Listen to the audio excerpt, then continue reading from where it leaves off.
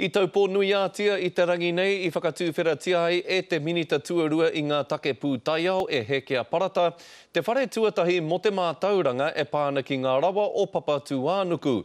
Pērā I ngā pūngao ngāwha me te wai o ngā awa, me te āhua hoki o te whakamahi I aua rawa, hai aha, hai oranga, mō ngā iwi I e nei rānei.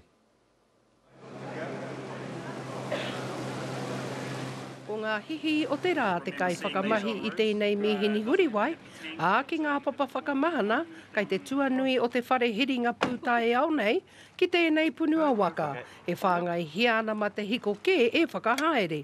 Ētahi o ngā hua, kua tauirahia mai ngā rawa o te pūtae au. He rawa hai tā te minita tā he kia parata, me kaha whakamahia kē hai painga mo te katoa. He mea pai tēnei, no te mea kei te mōhio tātou, nui ngā pūngao, ngā rawa, a Papatūānuku, a Ranginui hoki. Things like boiler tube heat exchangers that use geothermal heat to provide heating to people's homes or to businesses instead of gas or coal.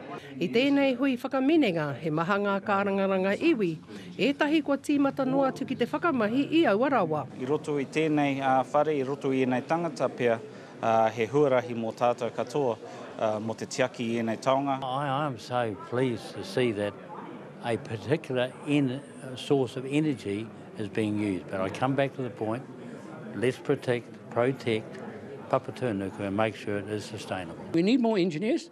We need to, we've got too much law, we've got too much accounting and this type of thing. And it's to get them collectively to have the challenges that they're thinking about.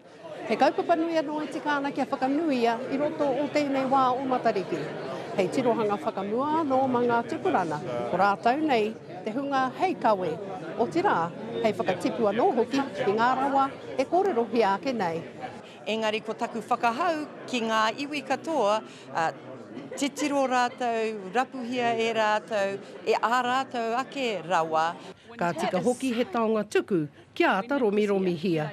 Ko Hinerangi Goodman, mō te karere.